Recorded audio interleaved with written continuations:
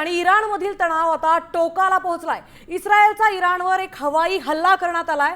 तेहरानमध्ये स्फोटाचे आवाज ऐकू आलेत। इस्रायलच्या संरक्षण मंत्र्यांकडून दुजोरा देण्यात आलाय। मात्र इस्रायलकडून इराण विरोधात आता ही युद्धाची घोषणा आहे का याकडे आता लक्ष लागलंय। इस्रायलने आता इराणवर हवाई हल्ले केले। इस्रायल आणि इराणमध्ये तणावपूर्ण वातावरण असतानाच आपले प्रतिनिधी विशाल सवणे आपल्या सोबत जोडले गेलेत। विशाल, इस्रायलचे आता इराणवर हवाई हल्ले झालेत, काय परिस्थिती आहे तिथे? खरं पाहिलं तर हा जो हल्ला जो झालेला आहे, हल्ल्याचं टायमिंग असं आहे की एकीकडे अमेरिका आणि इराण यांच्यामध्ये बैठका सुरू आहेत, बातचीत सुरू आहे। खरं तर मध्य पूर्व आशियामध्ये वातावरण तणावाचं असताना या दोन्ही मोठ्या राष्ट्रांमध्ये बैठका सुरू आहेत, युद्धाचे ढग गडद झालेले आहे। दरम्यान याच बातचीतमध्ये, याच बैठका दरम्यान इस्रायलने जे आहे ते इराणवरती अटॅक केलेला आहे आणि याची पुष्टी जी आहे ती इस्रायलच्या संरक्षण मंत्रालयाकडून मिळत आहे।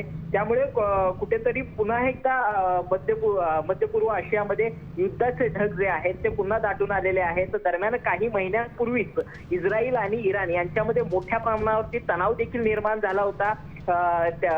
इस्रायल करून इराणवरती अटॅक देखील करण्यात आला होता। त्यानंतर पुन्हा एकदा एक शांती जी आहे ती काही काळ स्थापन झाली होती। मात्र दरम्यान पुन्हा एकदा इस्रायलने जे आहे ते इराणवरती अटॅक केल्याने पुन्हा एकदा आता दुसऱ्या बाजूने ऍक्शनला रिॲक्शन येणार असल्याची माहिती जी आहे ती दिसून येते। कारण इराण देखील युद्धासाठी सज्ज असल्याच्या मागच्या काही दिवसांमध्ये बातम्या ज्या आहेत त्या पुढे येत होत्या। मात्र अमेरिका आणि अमेरिका आणि इराण यांच्यामध्ये ही शांती वार्ता होत असताना किंवा अणु प्रकल्पावरती जी बैठका चर्चा होत असताना अशा स्वरूपाचा हल्ला झाल्याने पुन्हा कुठेतरी इराणला पुन्हा एकदा डिवचलंय की काय, अशा स्वरूपाचा प्रश्न जो आहे तो निर्माण होतोय। त्यामुळे आता पुढील काळामध्ये याचे नेमके काय पडसाद उमटतात हे देखील पाहणं तितकंच महत्त्वाचं राहणार आहे।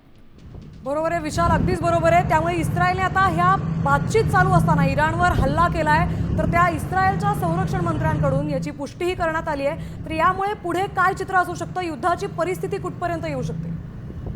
खरं पाहिलं तर सध्या संपूर्णच मध्य पूर्व आशियामध्ये इराण जो आहे, इराणमध्ये तयार होत असलेल्या जे कथित अणुप्रकल्प आहेत या संदर्भात अमेरिका आणि त्याचबरोबर इस्रायल या दोन्ही राष्ट्रांकडून आक्षेप घेण्यात आल्याचे माहिती जी आहे ती समोर येते। मात्र इराणने जे आहे ते आमच्याकडे कोणत्याही स्वरूपाचे अणुप्रकल्प जे आहेत त्याची निर्मिती होत नाही असल्याचं वारंवार पुष्टी देखील दिल्याचं समोर आलेलं आहे। मात्र अमेरिका असेल किंवा इस्रायल असेल हे दोन्ही राष्ट्र त्यांच्या दाव्यावरती ठाम आहेत आणि त्यामुळे कुठेतरी मागच्या काही महिन्यांमध्ये इस्रायल आणि इराण यांच्यामध्ये तणावाची स्थिती निर्माण झाली होती।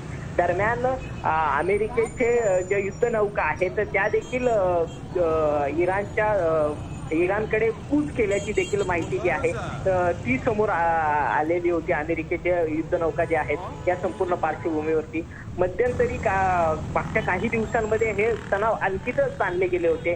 दरम्यान बैठका देखील दोन्ही राष्ट्रांमध्ये होत होत्या। शांती प्रस्थापित व्हावी यासाठी दोन्ही राष्ट्रांमध्ये म्हणजे इराण असेल अमेरिका असेल या दोन्ही राष्ट्रांमध्ये बैठका देखील होत्या। त्यातल्या काही बैठका ह्या निष्फळ झाल्याची देखील माहिती जी आहे ती समोर आली होती। मात्र या सगळ्या चर्चा होत असताना एकीकडून इस्रायलने जे आहे ते इराणवरती अटॅक केल्याची ज्या व्हिडिओज आहेत ती दृश्य आहेत ती समोर येत आहेत। आता तेहरान जे आहे ते इराणची राजधानी आहे आणि राजधानीवरच अटॅक झाल्यामुळे आता नेमकं इराण कोणत्या स्वरूपाचं प्रत्युत्तर देतोय किंवा इराण शांती वार्ता स्थापन होत असताना काही वाटाघाटी करतोय का किंवा इस्रायलला काही प्रत्युत्तर देणार हे देखील पाहणं तितकंच महत्त्वाचं ठरणार आहे। मला सांगा विशाल, हे हल्ले नेमके कुठल्या भागात झाले, तिथली काय परिस्थिती आहे, त्या लोकांची काय परिस्थिती आहे? खरं पाहिलं तर इराणची जी राजधानी आहे तेहरान त्या ठिकाणी हे अटॅक जे आहेत मागच्या काही तासांमध्ये काही मिसाईल्स जे आहेत ते तिथे डागल्याची माहिती आहे आणि त्यामुळे तिथल्या परिसरामध्ये सायरन वाजत आहेत।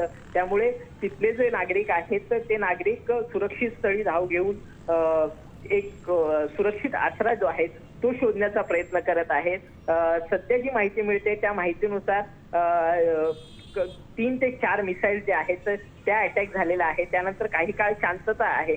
मात्र सायरन वाजत असल्यानं युद्धाचे ढग जे आहेत कोणत्याही क्षणी जे आहेत ते अटॅक पुन्हा होऊ शकतो असे एक प्रकारे सूचना जी आहे ती इराणकडून तिथल्या नागरिकांना देण्यात आलेली आहे. आणि तिथले जे नागरिकांना सुरक्षित स्थळी जाण्याच्या सूचना तिथं वारंवार केल्या जात आहेत. त्याचबरोबर तिथले काही सरकारी निवास असतील, सरकारी आवास असतील, त्याचबरोबर सरकारी कार्यालये असतील, त्यांच्या देखील सुरक्षा जी आहे त्या वाढवल्याची माहिती जी आहे ती सध्या समोर येते.